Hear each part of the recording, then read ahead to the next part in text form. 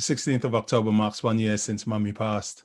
So in order to honor her, in order to remember her and celebrate her, I wanted to spend the next few days just sharing funny things that she said, insightful things that she said, and the lessons that I learned from them. I hope you enjoy. Celia was a character. Celia was such a character when she was small. Oh my. My house used to be always filled with children, always filled with children. And the children really were the children of my siblings. It was the nieces, it was the nephews, it was the friends, but mainly the nieces and the nephews. Our house was always filled with noise, always filled with children. It was a beautiful space. It was a beautiful space.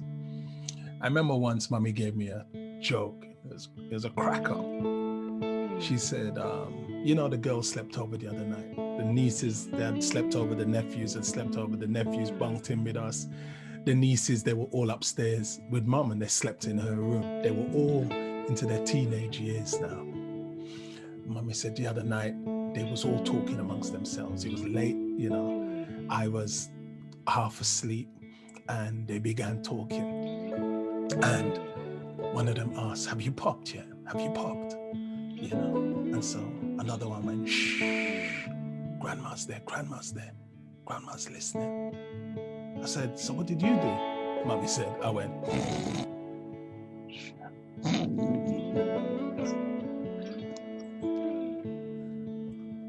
I said, you never? She said, yeah. And they said, no, she's asleep. And so they went on to talk about their journey and their experience and who pop and who don't pop.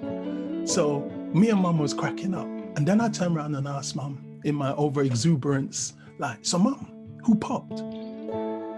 Mummy turned to me and said, hey, what kind of question you asking me there, boy? And that was the end of it. That was the end of that whole experiment, that whole story. My mum used to have a way of saying, and my sister reminded us the other day, my mum would say, when it was the end of something, my mum would say, in fact, self, let me hush me mouth. And that was it. And it was such a teachable moment then. Such a teachable moment about the way in which we disclose and we share.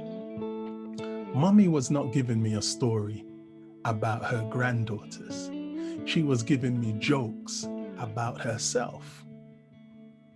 Who popped and who didn't pop had nothing to do with it. Mummy was just giving me the jokes about them thinking she was asleep and she going, all the rest of it, that was the personal, private experience of a grandmother secretly sitting in the company of her granddaughters and listening to their journey, listening to their growth, listening to their experience. And she sat there quietly, faking snoring and celebrating. Her disclosure was not about telling their story or even telling, especially, their business. It was about cracking jokes. And it made me understand that when we are privy to somebody's journey, wittingly or unwittingly, and they share those personal things, we have a responsibility to protect it and not leverage it against them. We have a responsibility to know in the disclosure of stories and journeys, the difference for our own selves in sharing our story and sharing our business, in sharing somebody's story and sharing their business. It was beautiful on reflection. And I only reflected on it last year when she had passed. And I recounted the story to my nieces, and we cracked up. And I said to them, more than anything else, what was so beautiful was the way Grandma just protected your journey, protected your story, protected, your secrets. And she just journeyed with it privately with you all. And we all celebrated that. Know when, and know how, and know the ways in which you disclose. You disclose in healthy ways. You disclose in safe ways. You disclose in ways that do not bring harm to others.